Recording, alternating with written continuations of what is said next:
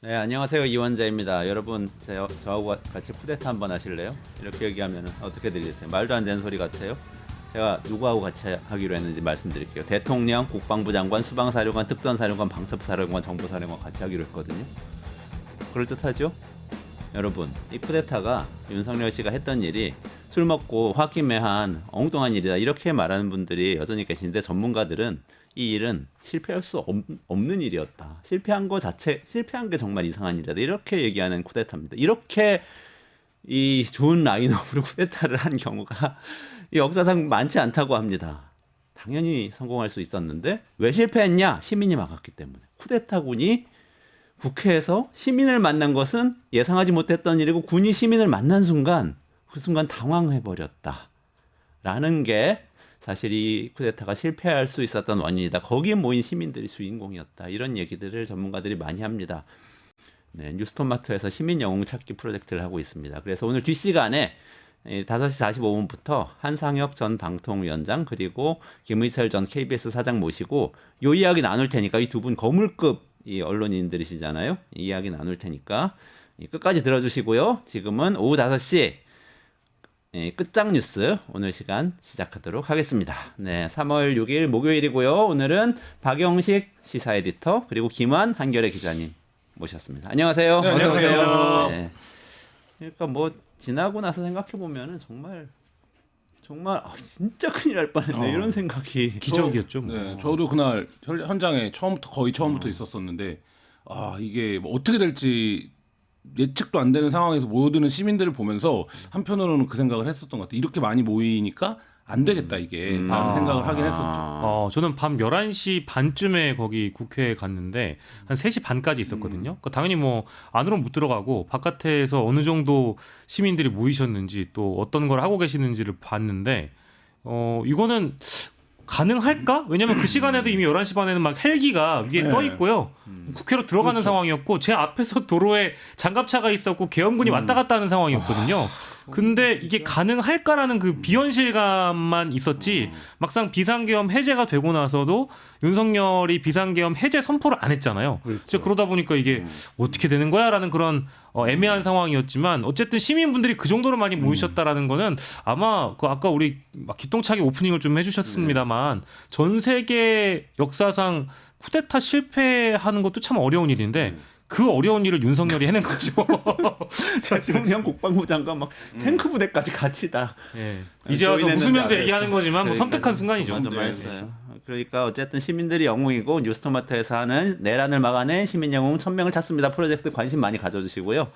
오늘 또 끝장 뉴스, 첫 번째 끝장낼 뉴스 뭔지 박영식 에디터님께 여쭙겠습니다. 예, 일단 끝장 뉴스 오늘 주제 첫 번째는 삼부 토건 제2의 도이치모터스라고 물음표를 달아왔습니다. 그러니까 지금 금감원이 어쨌든 공식적으로 인정을 했습니다만, 한국거래소로부터 이 삼부토건 주가 조작에 대한 이상거래 심리 여기 결과 넘겨받아서, 뭐 시기는 좀 아무튼 저는 뭐 머쓱합니다만 지난해 9월부터라고 하잖아요. 근데 이제 와가지고 이 주가 조작 의혹건과 관련된 조사하고 있고, 주가 조작 정황을 포착했다라는 보도가 나오다 보니까 다시 이 삼부토건이, 그때 대부분의 국민들은 주가 조작 의심 거래, 주가 조작 정황이 있었다라고 파악도 하셨고, 이건 뭐 분명하다 라는 인상들을 받으셨을 텐데, 공식적으로 금감원이 인정을 하면서 삼부토건과 관련된 뭐 회장 가족들이라든지 뭐 일가에서 무려 수백억 원 어치를 팔아치운 사실까지 확인했다고 하니까, 이게 이제 공식적으로 진전이 되긴 할 테지만, 중요한 건 이 제2의 도이치모터스냐라는 제목을 잡아온 것은, 도이치모터스처럼 특정한 세력이 삼부토건의 주가 조작에 개입한 것은 아니냐, 그리고 이것에 대한 수혜를 과연 삼부토건 회장 가족 등등 뭐 최대 주주 관련 법인 이런 사람들만 받았겠느냐라는 그런 의혹들이 많이 나오고 있고, 이것을 이제 전문적으로 취재하신 분은 제 앞에 앉아 계시기 때문에 그러니까 사실 제가 이렇게 떠들 건 아닙니다. 우리나라에 그러니까 주가 조작 전문가도 많고, 뭐 삼부토건 사건에 대해서 관심 갖는 분들도 많지만, 이 일 때문에 사표 내신 분은 우리나라에 한 분이 계시지 않을까. 김환 기자님. 네, 제가 삼부토건 취재를 오래 했었죠. 네, 제 인생에도 많은 영향을 미쳤던 취재 중에 하나였는데요. 삼부토건은 그러니까 쉽게 이해하시면 어떻게 이해하시면 되냐면, 특수부 검사들의 가장 오래된 스폰서입니다. 그러니까 2000년대 한 1990년대까지 거슬러 올라가는 역사를 갖고, 영화 더킹 보셨잖아요. 더킹에 나오면 검사들이 모여서 정우성과 검사들이 모여서 술도 마시고 당구도 치고 예. 뭐 고위직들도 불러다가 접대하고 이런 그렇죠, 이제 그렇죠. 바가 나오잖아요. 그게 삼부토건이 운영했던 르네상스 호텔에 있던 4층에 있던 그 클럽 라운지를 거의 그대로 재현한 세트예요. 그 삼부통원이 모델이었던 거예요. 네, 그렇죠. 그러니까 그래서 그때 그 감독님이 이제 지금은 그 자리가 없어졌는데 그 예식장이 됐나 뭐 그런데 그 르네상스 호텔 자리가 근데 이제 그 라운지를 굉장히 많이 그 연구를 하고 어떤 구조로 되어 있고 어떻게 오가는지 하여튼 그랬을 정도로 그 서초동에서도 별로 멀지 않거든요. 그래서 이제 예전에 저희가 취재할 때 특수부 검사들이 그 삼부통 르네상스 호텔 건너편에 있는 한정식 집에서 보통 1차를 하고 그다음에 2차를 걸어서 르네상스 호텔에 와서 그 라운지에 가서 2차를 하는 게 해야 아 내가 대한민국에서 좀 힘 좀 쓰는 검사지가 될 정도로 굉장히 좀 유명한 이 말하자면 기업과 검사의 유착에서 굉장히 유명한 기업이죠. 근데 아까 소개해 주실 때 제2의 도이치모터스하고 물음표 네. 딱 붙이셨는데 네. 그 부분은 어떤 내용이에요? 이게 삼부토건이 뭐 굉장히 좀 기업 히스토리를 설명하면 긴데 일단 부도가 났습니다. 부도가 나서 그 경영주들이 많이 바뀌었어요. 외부 이제 투기자 자본들도 들어오고 뭐 이런 관계인데 지금 이 건은 이런 거죠. 근데 삼부토건이 그래서 시공 능력이라든지 이런 것들이 여기가 국내 건설 면허 1호를 갖고 있을 거예요 아마. 굉장히 예전에는 잘 나갔던 기업인데 최근에는 뭐 삼부토건이 뭐지 이러시는 분들도 많잖아요. 그러니까 왜냐면 우리가 건설사는 대부분 건물로 기억을 하는데 삼부토건이 진 건물이 뭐야? 여기 아파트를 줘? 건물을 줘? 뭐 이렇게 이제 생각이 들 정도로 최근에 시공 실적은 별로 없는데 이 삼부토건이 어찌된 일인지 이 우크라이나 재건 사업에 참여하게 되는 거죠. 근데 그 과정에서 지금까지 보도된 내용들을 보면 국토부 1차관이 4일 전에 갑자기 이제 만나주고 삼부토건 사장을 대표를 그러고 4일 전이죠. 참여 발표 4일 전. 네, 4일 전에 만나주고 그러니까 그 후에 여기가 이제 말하자면 여기에 섞이게 됩니다. 이 말하자면 우크라이나 뭐 우량주라고 해야 될까요? 그래서 굉장히 격렬한 시세 조정을 겪게 됩니다. 그러니까 그 전까지는 의미가 없는 주식이었는데 제가 뭐 들어보니까 한 1,000원대 뭐 이런 정도대 주식이었는데 이게 갑자기 상한가를 치면서 몇 배로 뛰게 되는 거죠. 그래서 뭐 최대치로 넘어갔을 때는 차트를 찾아보면 정확한 금액이 나오겠지만 뭐 5,000원도 넘어가거든요. 그러니까 그게 굉장히 단기간에 그러니까 어떤 특정 소재로 인해서 발생한 일인데, 그러니까 이 과정이 되면 아까 처음에 설명하셨던 것처럼 일단 이상하게 봅니다. 그렇죠. 네, 예를 들면 이게 왜 이러는 거야 갑자기 이렇게 되는데, 근데 그때도 이게 어떤 작전이 걸린 게 아니냐라는 얘기가 이 말하자면. 김건희 의혹이 발생하기 전에 주식 사이트들에서 이미 있었어요. 주식 커뮤니티들에서. 삼부토건이 왜 이러는 거냐? 그러니까 삼부토건이라는 회사는 뻔한 회사인데 이미 부도 나고 지금 이제 주인도 불투명하고 뭐 이런 회사인데 왜 이러는 거냐 했는데 지금 어제 이복현 금감위원장이 직접 인정을 했지만 최소한 100억 이상 그리고 지금 파악 중이다라고 하니까 이 이제 말하자면 거의 종이 쪼가리에 가까웠던 주식을 들고 있던 뭐 표현이 그렇습니다. 요새 다 전자거래이긴 하지만 근데 이 주식을 갖고 있었던 사람들이 이 격렬한 시세 조정기에 굉장한 시세 차익을 남겼다. 그러면 여기서 두 가지가 규명이 돼야 되는 거죠. 그러니까 그러면 이 시세 조정이 시세 조정이 발생하는 어떤 이벤트를 인위적으로 만들어낸 거냐? 그러니까 여기에 무슨 권력의 작용이 있었던 거냐? 이게 이제 하나인데 이거는 정부가 개런티를 해주지 않으면 할 수 없는 사업이잖아요. 그렇죠. 우크라이나 재건 사업은 그러면 정부와의 관계 속에서 이게 벌어졌다라고밖에 볼 수 없기 때문에 일단 이 부분에 대한 규명이 하나 필요하고 그리고 지금.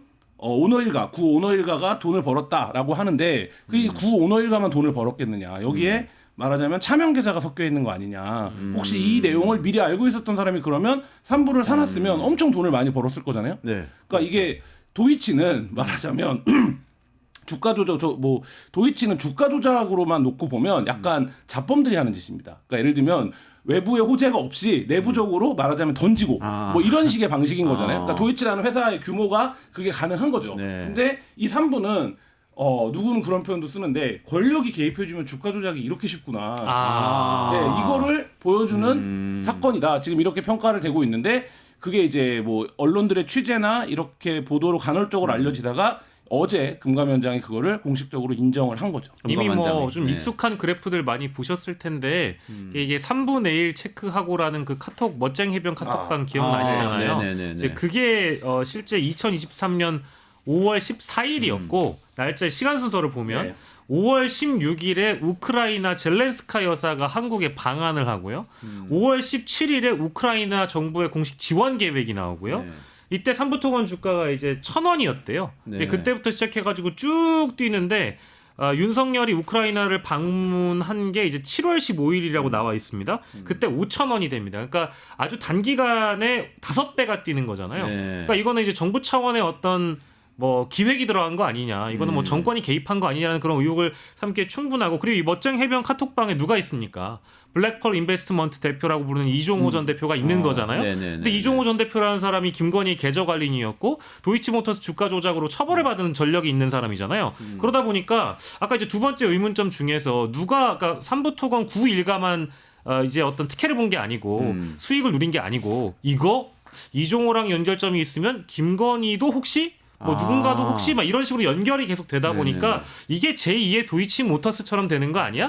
따라가 보면? 그러니까 그 부분이 핵심인 것 같아요. 예를 들면 삼부가 재건 사업에 참여하는 걸 이종호가 알 수 있는 위치가 아니잖아요. 그러니까 이종호는 그걸 알 수가 없죠. 네. 이종호가 그걸 알았다면 그 자체로 이상하죠. 아, 이상한 거죠. 네. 근데 이종호가 삼부 체크에 이거에서 그때 뭐라고 해명했습니까? 뭐 골프 삼부. 골프를 1부, 2부, 3부로 나눠서 치기 때문에 3부도 시간 체크해봐라 이런 의미라고 해명했는데 말도 안 되는 거고. 근데 왜 이 시점에 갑자기 이 사람들한테 3부를 체크해라라고 했을까? 네. 그러니까 지금 이제 계좌관리인이라고 설명을 했지만 도이치모터 사건을 들여다보면 이종호와 김건희의 관계는 그냥 돈을 같이 굴리는 사람이에요.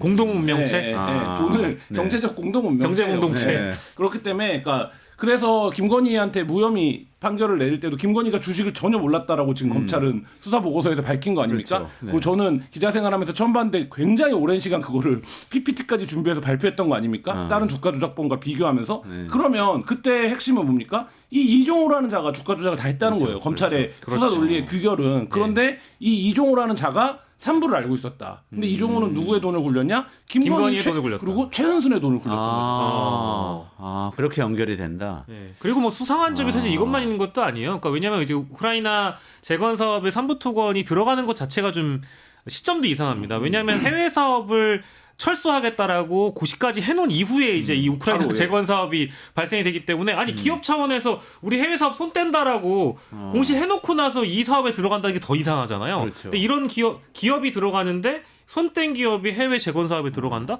누가 봐도 이상한 거죠. 그러니까 이게 이때 제가 이때 이상해서 삼부 때 취재 때 만났던 삼부 관계자들한테 연락을 해봤는데 뭐라고 얘기를 하냐면, 우리가 지역에서 좀 해보려고 했는데 파이낸싱에 돈을 많이 물렸다는 거예요. 네네. 지금 지역 건설 경기가 굉장히 다운되어 있잖아요. 그렇죠. 코로나 이후에. 네네네. 그렇기 때문에 우리가 그때 별로 여력이 없었다. 그렇기 때문에 내부에서도 이게 뭔가 장난인가? 장난질이 있는 건가? 라고 생각을 했을 정도라는 거예요. 왜냐하면 그게 그 공시인데 네네. 내 직전에 회사 차원에서는 우리는 해외 사업에 투자할 여력이 없어 이제 지금은 뭐 이런 판단을 이미 갖고 있었다는 거예요. 근데 갑자기 이게 이제 발표가 우크라이나 발표가 우크라이나 났다고요? 사업 발표가 된 거고 그 부분에서 지금 이제 말하자면 이게 그러니까 다른 힘의 개입이 네, 그렇죠. 없으면 경영적으로는 그걸 판단할 수 있는 여력이나 상황이 아니었다라는 거죠. 예, 그리고 이득을 본 사람들이 있으면 이 돈을 다 이제 쏟아 부었던 뭐 이제 뭐랄까 개인 투자자들도 있지 않겠습니까? 그렇죠. 근데 앞에서 김한 기자님이 잘 설명해 주신 것처럼,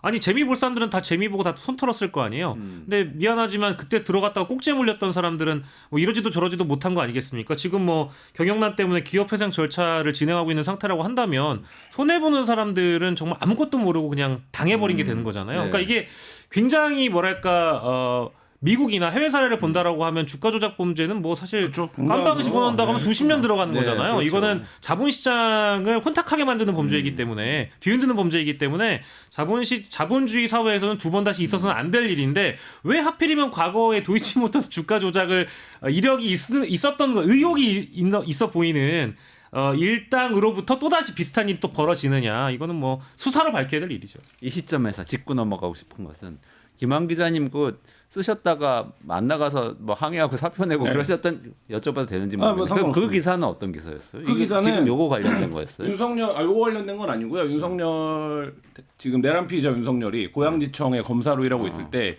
파주에 네네. 지금 이제 우리가 아는 파주 신도시입니다. 네. 파주 신도시에 대형 이제 부동산 프로젝트가 시작된 거잖아요. 네네. 근데 여기서 윤석열이 입찰 비리와 담합 비리를 발견합니다. 그래서 한 10개 업체 정도를 불러다가 다 다 조사를 해요. 네. 근데 그 업체 중에 유일하게 3부만 기소하지 않습니다. 빼줘요. 아. 근데 그 과정에서 당시 3부 회장의 아들을 본인의 방으로 2번 부릅니다. 그리고 전화북의 아들을. 네, 아들을. 네. 그래서 한 번은 막 혼내요. 니네 사업 이렇게 하면 안 돼. 아버지한테 가서 전해. 똑바로 하라 그래. 그리고 들어오라 그래. 막 이런 식으로 이제 우리가 네. 영화에서 보는 그 검사의 이제 말하자면 이제 어법이. 그러네요, 진짜. 그러니까 이때면 삼부가 재벌인데 재벌 회장 아들을 불러다가 혼내는 거죠. 혼내고. 그러고 나서 아버지한테 그 얘기를 하고 다시 방문을 합니다. 다시 방문을 했을 때 윤이 뭐 이렇게 해서 정리하기로 했다라고 하는 얘기를 아들이 들었다라는 거를 그 아들이 그 얘기를 누구에게 한 것이냐? 삼부가 마지막까지 애착을 갖고 있었던 사업이 서초구에 있는 헌인마을 개발 사업입니다. 네. 그건 여전히 추진 중이고 오세훈 시장이 되고 조은희 의원이 되면서 굉장히 지금 급물살을 타고 있는데 네. 서초 서리풀 개발 사업입니다. 네, 네. 여기에 삼부가 상당한 애정과 지분과 이런 것들이 있고 거기에 차명으로 여러 사람이 들어와 있다라는 네. 얘기가 한 10수년 전부터 건설업계에서 공공연한 얘기입니다. 왜냐하면 거기가 강남에서 서울시 지도 안에 포함된 지역 중 강남에서 유일하게 대형 재개발을 할 수 있는 곳이에요. 지금은 군사보호시설과 재개발로 많이 묶여있는데 오세훈 시장이 많이 풀었어요. 네. 근데 그 사업을 이 삼부토건의 아들이 사업 파트너로 삼고 있는 조합장에게 야 우리가 옛날에 검사들을 어떻게 관리하고 구슬렸냐면 이런 얘기들을 쭉 하면서 그 윤석열 관련된 부분을 얘기를 한 거예요. 그래서 저희가 그때 이제 보도를 하려고 했다가 이게 어쨌든 사안의 특성상 크로스 체크는 거의 불가능한 거잖아요. 그러니까 뭐 그런 과정들이 좀 있었어요. 시점이 보도하려 했던 시점이 언제예요? 대선 후보 시절에. 대선 후보 시절. 네. 그럼 그 사건이 있었던 때는 언제입니까? 그 사건이 그러니까 그 삼부토건 사건 네네, 불러다가 그거는 굉장히 혼낸 오래 전이죠. 그거는. 왜냐하면 윤석열 검사가 고양지청에 근무할 때니까. 그러니까 파주 신도시 개발할 때. 검증 차원의 그러니까 후보 검증 차원에 나가야 될 기사였던 네. 거네요. 그런 거였네요. 야, 근데 어쨌든 윤석열 대통령이 당시 아주 오래 전에 삼부토건 때부터 삼부토건이란 기업은 아니, 상당히 잘 인지하고 있었다. 윤석열 회장과 삼부는 뗄래야 뗄 수 없는 관계죠. 왜냐하면 기본적으로 김건희 씨를 이 조남욱 회장이 소개시켜줬다라는 게 정설이거든요. 그러니까 맞아요. 그 김건희 씨도 이명수 기자의 통화에서 이게 몇 가지 썰이 있었어요. 뭐 스님이 소개시켜줬다. 뭐 이런 몇 가지 썰이 있었는데 이명수 기자와의 통화에서 그 얘기 하잖아요. 그러니까 예를 들면 조 회장님은 어떤 분이냐면 아버지 같은 분이다.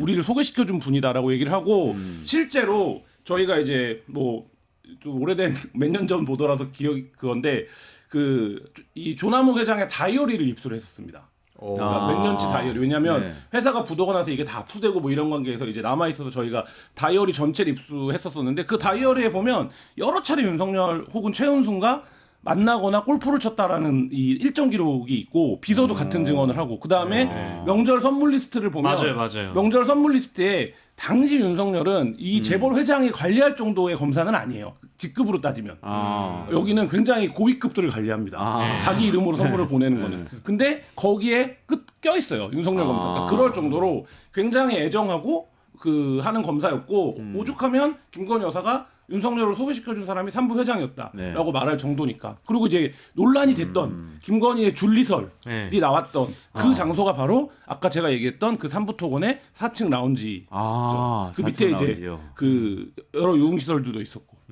어디까지나 설입니다. 네. 그런 설이죠. 설이고 어쨌든 근데 윤석열 대통령이 예전부터 삼부토건과 깊은 관계를 맺고 있었다는 것 좀 하나하고 김건희 씨의 일종의 자금 관리인이 선부 체크해라는 얘기를 했었다는 얘기하고 이거는 어쨌든 여러 가지 정황상 의혹을 불러일으키는데 이 정도면 검사 윤석열이 수사를 한다고 하면 바로 특수부 검사 윤석열이 하면 윤석열 헌법으로 이건 그림이 다 나온 거야 이렇게 되는 거죠.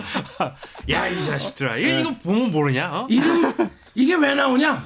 이렇게 되는 정도로 사실 특수부 검사 입장에서는 그러니까 저는 어제 이복현도 약간 그 감에서 얘기를 했다라고 생각을 하는데 본인이 보기에도 이거는 들어가면 시세 조정 이익을 본 사람들 이 기업의 이름 그다음에 드러났던 멋진 해병의 카톡방 이런 거를 보면 취재 기자인 제가 봐도 야 이거는 금방 꿰지겠는데라는 느낌이 들 정도인데 사실 이제 이 이름들이 말씀하셨지만 공교롭게도 김건희의 주가 조작에 등장했던 선수들이 그대로 등장하고 김건희 윤석열과의 특수관계에 있는 기업이 등장하고 거기에 대통령이 아니면 컨트롤할 수 없는 국책 일종의 그러니까. 국책 사업 성격의 그죠. 네. 성격이 재료로 등장하고 뭐 이런 관계들은 사실 뭐 시나리오를 이렇게 쓰면 야 이게 사람들이 이렇게 쓰면 믿냐 이럴 정도로 너무 딱딱 떨어져 맞는 거죠. 저는 이제 제일 궁금한 거는 이제 이런 것들도 분명히 치밀한 설계가 필요할 텐데 설계자가 누구냐 이제 이런 대목에서 굉장히 좀 궁금증이 있어요. 그러니까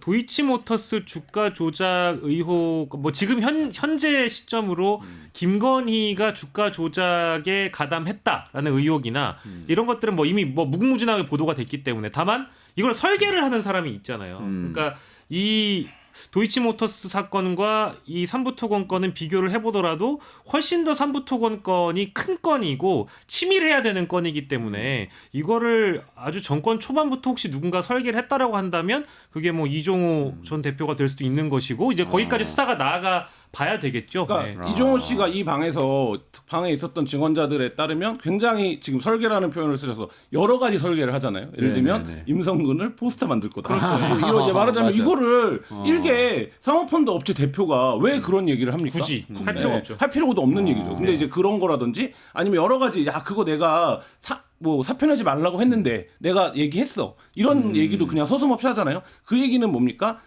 이 이종호 굉장히 중요한 인물이에요. 김건희 특검을 가더라도. 왜냐하면 이 이종호의 진술에 따라서 김건희 씨의 운명이 결정되는 상황들이 있었습니다. 네. 근데 여기서 이종호가 말하자면 의리를 지켰어요. 의리를 지켜서 결국엔 검찰이 아까 제가 얘기했던 긴 PPT로 김건희의 무혐의를 말할 수 있게 됐거든요. 네네. 그리고 이제 본인은 처벌을 받았죠. 어쨌든. 그런데 지금이라도 만약에 이종호가 양심 선언을 하면 완전히 판은 달라지는 상황이 될 정도로 이 김건희의 어떤 김건희 씨의 금전 문제에 있어서 굉장히 중요한 인물이고 그렇기 때문에 우리가 그때 여기가 본인의 마음대로 누구 사표 내지 마 내가 얘기할게 아니면 그거 내가 포스터 만들어줄게 이런 얘기를 서슴없이 할 수 있었던 게 아니냐라고 의심을 하는 건데 이 3부는 이종호 입장에서는 얼마나 다루기가 쉽습니까? 어쩌다 보니까 나의 쩐주가 권력을 잡았네. 권력을 잡아서 막 이런 국책 사업, 국가 단위로 해야 되는 네. 사업, 아무도 모르는 보안 유지가 굉장히 중요한 거를 그냥 내가 먼저 미리 알게 됐네.라고 하면 도이치 때의 수법은 어떤 겁니까? 사고 파는 시점에서의 매매 타이밍으로 이거 주가 조작을 하는 거잖아요.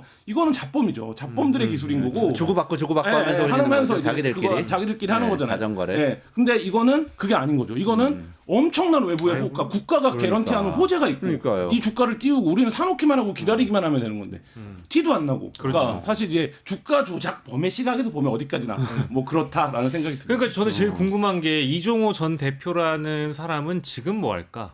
그러니까 지금 어디에 있을까? 이제 2024년 9월에 이 사건이 2024년에 이제 이 사건이 벌어졌을 때 실제 그 최혜병 특검 때문에 이제 이 인물이 거론되기 시작한 것이기도 하거든요.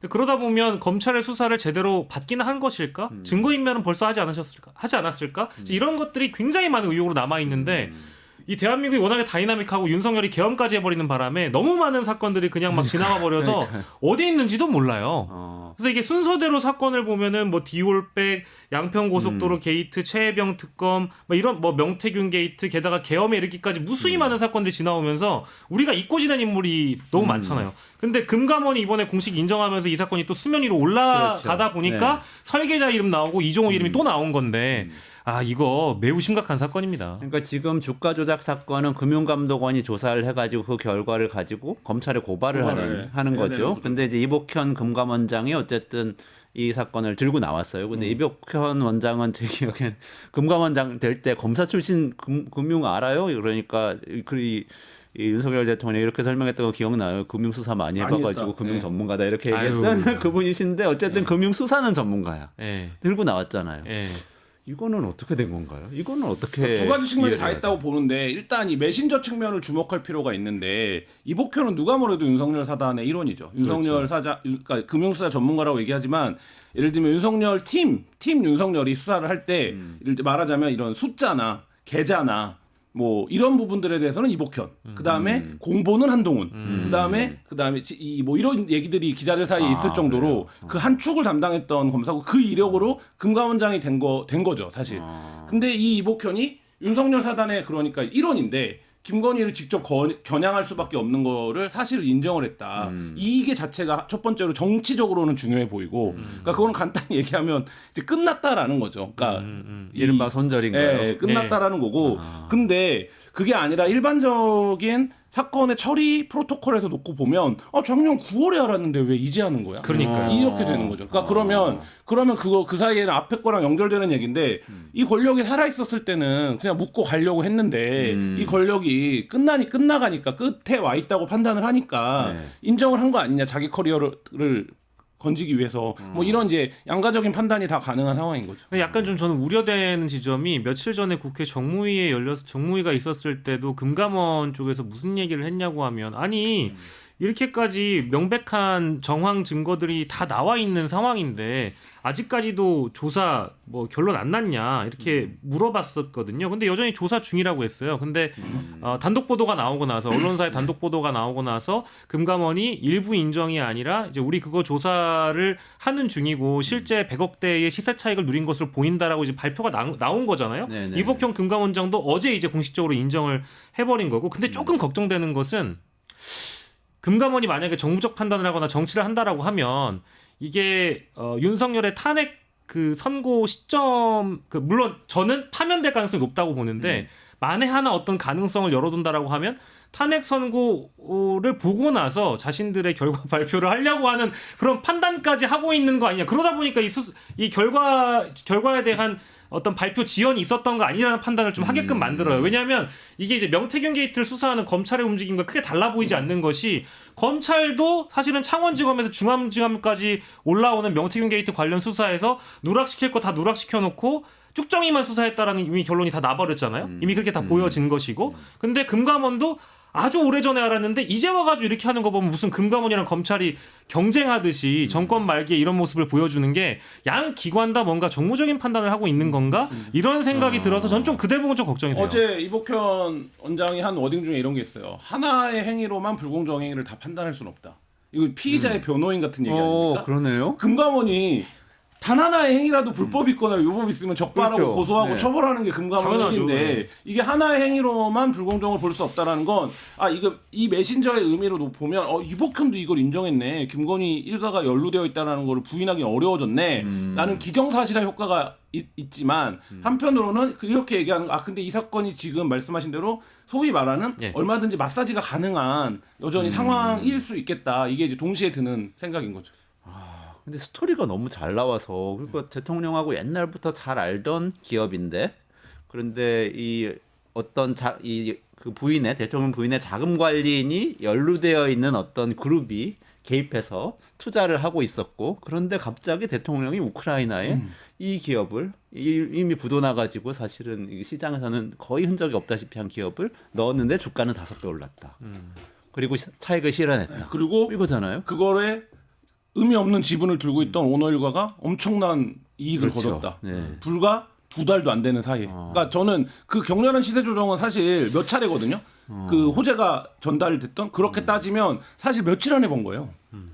근데 이렇게 명백한 사건을 어쨌든 이복현 원장도 그대로 놔두어서는 안 되겠다는 생각이 정권이 무너지는 시기에 들었다. 이렇게 네. 해석할 수 있는 거예요. 왜냐하면 지금 정권이 바뀐다면 특검을 갈 거고 특검을 가면 이 사안을 수사하지 않을 수가 없거든요. 그렇죠. 그러면 그때 되면 공적 기관으로서의 금감원의 책임을 묻을 수밖에 없거든요. 왜냐하면 어느 정도 작업을 해놓지 않으면. 그러니까 저는 그런 차원에서 지금 움직이고 있다고 봅니다. 그러니까 특검이 이제 어느 정도로 수사의 강도를 높이느냐. 이게 특검이 이제 실제 간다고 가정했을 때 우리가 얘기한다면 특검의 수사 강도를 봐야 되겠지만 만약에 손 놓고 있다가 특검이 다 밝혀버리면 이건 뭐 실제 직무유기로 처벌할 수도 있는 거거든요. 그렇죠. 가능성이 있으니까 지금에서라도 가장 늦었을 때가 늦은 법이긴 한데 제일 늦은 법이긴 한데 이제라도 해야 되겠다. 특히 검찰이 하는 걸 보고 금감원 쪽도 마찬가지로 좀 바빠지고 조급해지지 않을까 싶고요.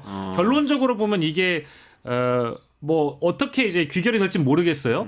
검찰과 금감원이 누가 더 강하고 빠르게 김건희를 죽이는가에 대한 경쟁까지 지금 들어간 거 아니겠느냐라는 생각까지 좀 들 정도로 앞으로의 뭐 이 어떤 강도나 뭐 수사를 다 해봐야 되겠습니다만 굉장히 좀 빨라질 것 같긴 해요. 지금 뭐 친윤계 의원들 수사 들어가는 것도 그렇고 어찌 보면은 어쨌든 이전 정권에 참여했던 사람들 중에서 권력기관에 참여했던 사람들도 이제 무너지기 시작하는구나. 거의 끝났구나. 정권 말이 되면 알리바이를 만들어놔야겠다. 정권 말이 되면 이렇게 캐비넷이 열리면서 검찰이 어이구 이거 캐비넷 문이 고장이 났네요.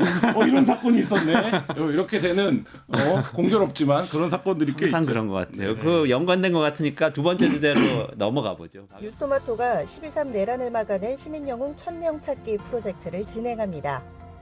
내란을 막고 탄핵 소추를 이뤄낸 시민영웅 1000명을 찾아내 대한민국 민주주의의 역사로 기록하고 시상의 본보기로 삼음으로써 민주주의를 더 널리 확산하기 위한 프로젝트입니다. 이 과정에 직접 참여했거나 참여자를 추천해 주실 분들은 우측 제보하기 QR코드나 아래 메일로 추천 및 제보해 주세요. 많은 참여 바랍니다. 뉴스토마토와 함께해 주실 분들을 기다립니다.